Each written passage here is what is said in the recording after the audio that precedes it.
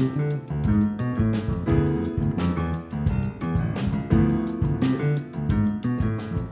we're back, and now it's time for our Tahlequah area local events. And the NSU Symposium on American Indians will be at the NSU campus April the 12th to the 16th.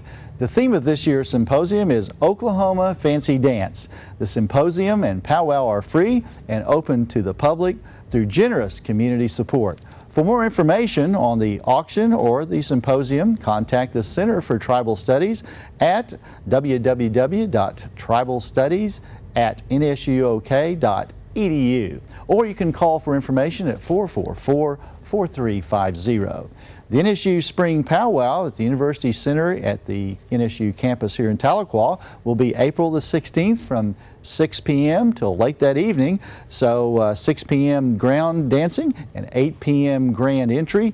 And again, for more information, you can go to tribalstudies@nsuok.edu, or the phone number is 444-4350. The St. Bridget's Catholic Church again is sponsoring their weekly Friday fish fry. It's every Friday through April the 2nd. The church is located at 807 Crafton Street here in Tahlequah.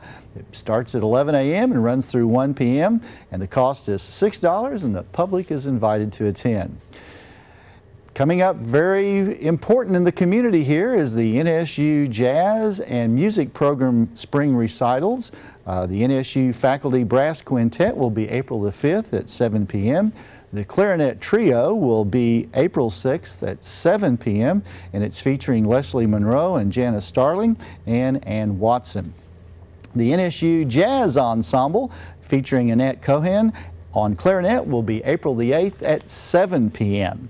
And the NSU Piano Festival recitals will be starring Joel Schoenholz starting at 7 p.m. on April the 9th.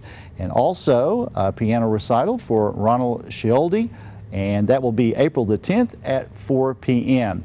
For ticket information and schedules, you can contact NSU Jazz Lab at 444-4603. And now we have a news clip from the Cherokee Phoenix.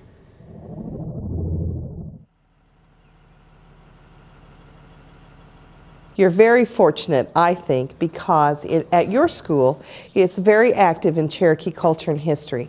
Today, we're going to talk about Andrew Jackson, the Treaty of New Echota, which perpetuated the Trail of Tears. It wasn't known as the Trail of Tears during that time. Cherokee people referred to it as the immigration. But we're going to give you some facts about Andrew Jackson and some facts about the Trail of Tears, and then we'd like to know what you think. The school that we have pen pals with, they are at the Hermitage Center, which is a museum dedicated to Andrew Jackson. And the idea was to get some dialogue with the students over there. Their response was, well, he didn't mean to hurt the Cherokees. He paid them for their land.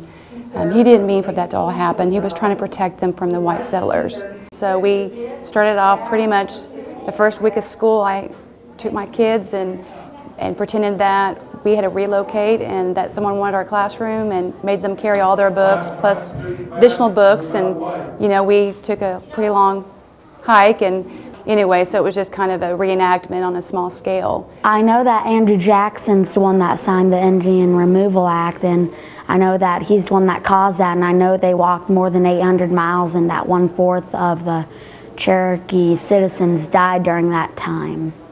It's all about tolerance. I just want them to grow up knowing what we've done in our history to people, and for them to have a better concept of what it means to treat people the right way. And when we come back, we'll have our special guest today, Tahlequah City Ward 1 Councilor Jason Nichols. So stay tuned.